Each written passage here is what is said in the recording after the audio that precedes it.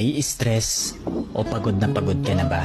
Gusto ko lang ipaalala sa'yo na kahit gaano ka ka-stress ngayon, wag na wag kang sumuko sa mga pangarap mo.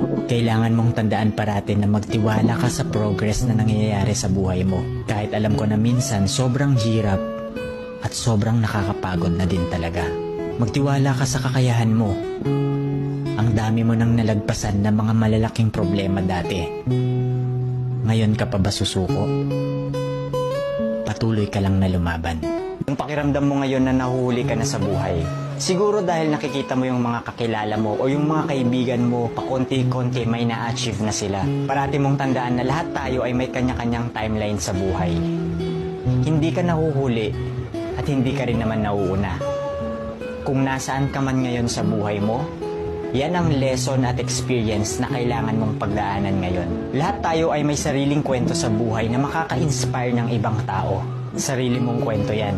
Kaya make sure na sulitin mo ang bawat moment at gawin mong fulfilling ang kwento mo kahit anong mangyari.